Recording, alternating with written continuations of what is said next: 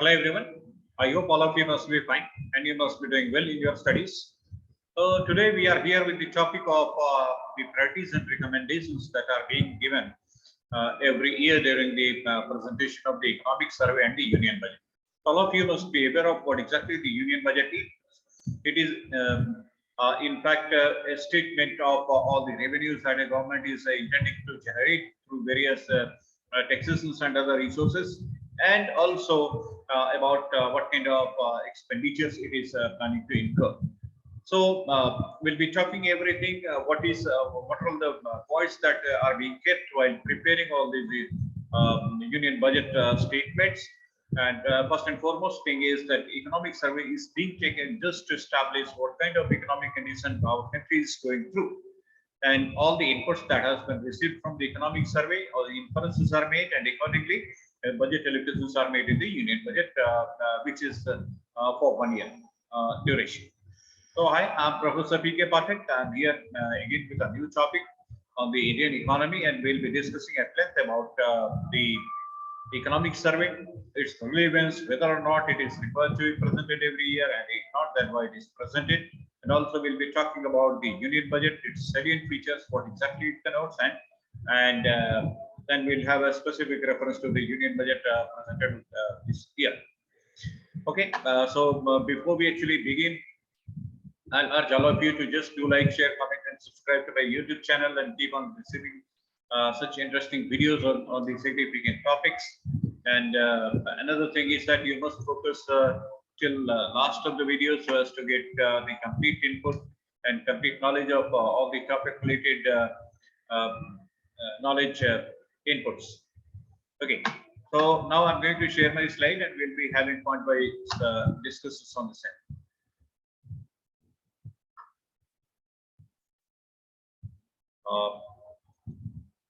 I hope all of you can see the PPT. As I told you, this is the topic of the day. Priorities and recommendations of economic survey and the union budget. So we'll be just trying to understand what exactly the economic survey is, what is the union budget, and what are its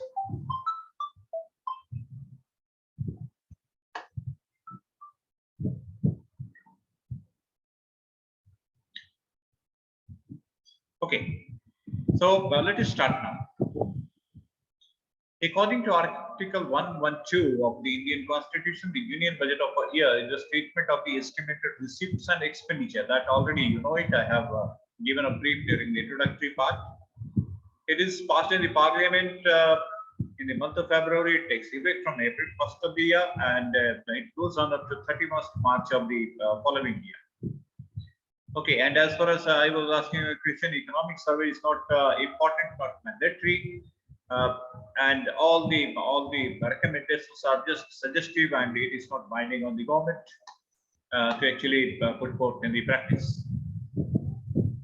So let us see what is the economic survey is. So the first economic survey was submitted in Lok Sabha in the year 1950 and 51. And from 1964 onwards, it is presented a day before the budget. So what it does, actually, it reviews the developments in the Indian economy over the past financial year, highlights the policy initiative of the government, and also tries to project something as to what can be done in the following budget. So economic survey, in spite of being non-mandatory, it is essential to be prepared so as to be actually able to know what exactly our country is running in terms of the financial situation, so that we can accordingly take a financial decision.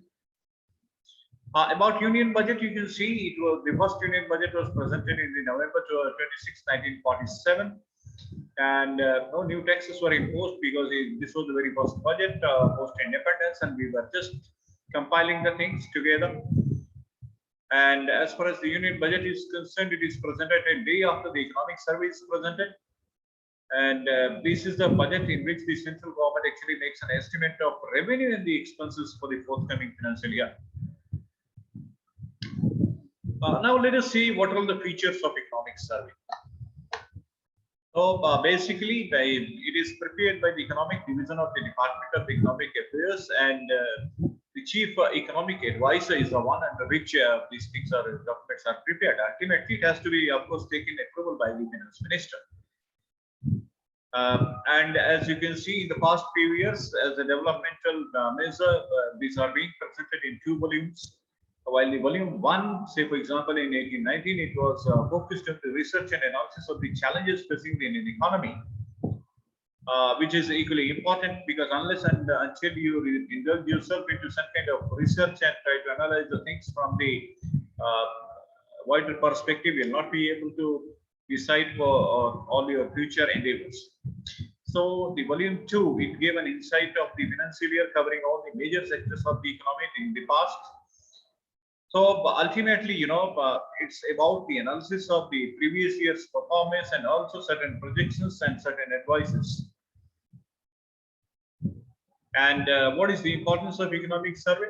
Because it considers key trends in the money supply, infrastructure, agriculture, and industrial production, employment, prices, exports, imports, foreign exchange reserves, and all these associated things which actually we consider while preparing the union budget. So, in order to ensure that we have prepared a good union budget, it is very necessary to actually prepare the economic survey, go through the inferences made in the survey, and try to implement in perspective. So the economic survey also focuses on the key concern of the economy. It reveals the allocation of resources in the budget. So combined with the economic survey, union budget can be more effective and more impressive. And another one thing interesting to note is that in 2018, the CEA, that is the Chief Economic Advisor, printed in pink this particular document just to focus on the cause of the gender equity, and it was aimed at supporting women who suffer violence and to push more for the gender equity. Apart from changing the document color, the whole document was reshaped to make it more interesting with the quotes and additional information. So it continues to be a very essential aspect of the union budget preparation practice, although it's not constitutory. Constitutionally, it is not binding, but yes, this is being prepared without any pressure. So, because this is not mandatory, to present the economic survey, but knowing the significance of all the kind of inputs that are being extracted out of the economic survey, it is presented without any contradiction per se. And basically, this document is seen as the report card of the economy, and the Chief Economic Advisor have been projecting the document to push through the reform ideas. So they have something in the backdrop in the form of the economic survey, and then they can pose their own economic ideas for the future reforms. Now let us come back to the union budget, and we'll see some of the features, essential features of the union budget. So what exactly the budget is, all of you know, account of the finances of the government for a particular fiscal year from the 1st of April to 31st of the March of the following year. So it was earlier presented on the last working day of the February, but since 2016 onwards, it is being presented every year on the 1st of February, so that it can materialize before the commencement of the new financial year, which starts on the 1st of April. So you have 2 months to actually being able to implement it properly. Okay, in 2017, another important thing happened was that 92-year-old tradition was broken when the railway budget was merged with the union budget. So what used to happen before that was one day was earmarked for the whole railway budget only, and one complete day for the other remaining part of the budget. But from 2017 onwards, both the things got merged, and only one combined budget statements are being made and passed into the House Parliament. The union budget is actually divided into revenue budget and the capital budget.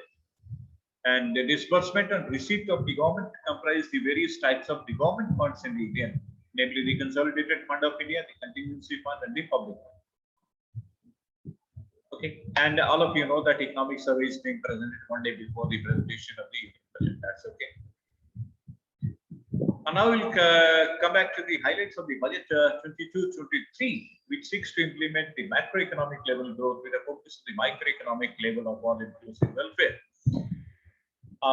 So, what is the union budget specific thing? It focuses on the 4 pillars. That is the PM Gati Shakti. Number 2 is inclusive development. Number 3, the productivity enhancement and investment, sunrise opportunities, energy transition, climate action, and financing of the investments. These 4 pillars we'll be discussing in complete details in the following slides. Okay, and with each and every point in perspective. Okay, so let us start with the top economic indicators. So these are some of the top economic indicators like growth estimates, deficit, and the capital expenditure. And as you can see, the growth estimate 19.2% expansion in the GDP. What is GDP? It is the gross domestic product, which is nothing but the sum total of all the values generated through the production and the services of the country over a period of 1 year. And the projected GDP growth is 8 to 8.5% in the following year. About the deficit, the current year deficit is 6.9%, while it is projected to be 6.4% in the following year. Capital expenditure, it has been stepped up sharply by 35.4%, from 5.54 lakh crore in the current year to 7.50 lakh crore in the following year. Continuing now, repo rate. Repo rate is the rate at which the RBI extends credit to the commercial banks in case of the shortage of money.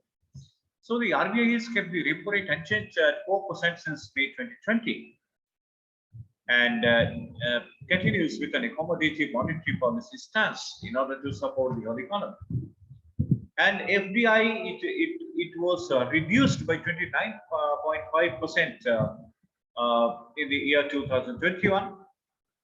Consumer price index averaged at 5.2% in April December 21 due to the food inflation and the high fuel prices.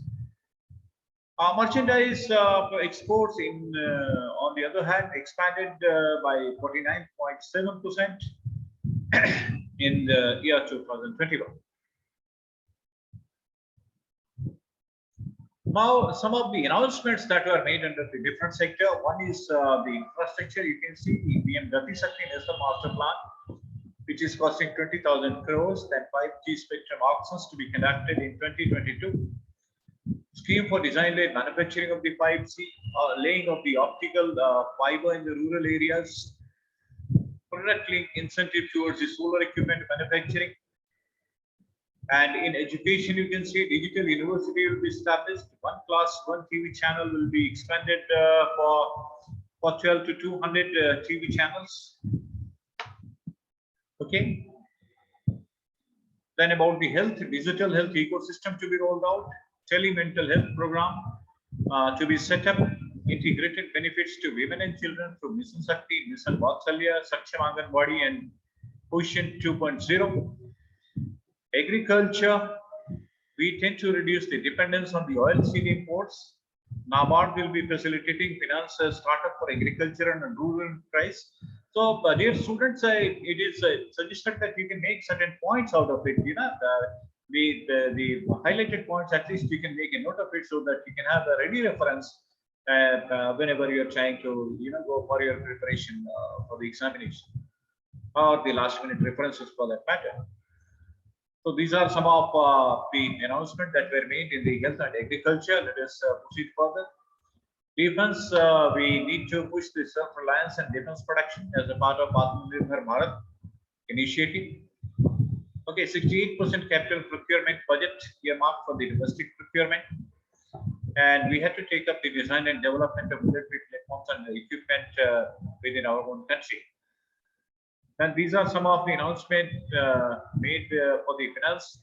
Long-term capital gain surcharge to be capped at 15%. We can't cross that as of now. Credit line guarantee scheme to be extended to March 23. Public issue of LIC and amending the bankruptcy codes to speed up the resolution process.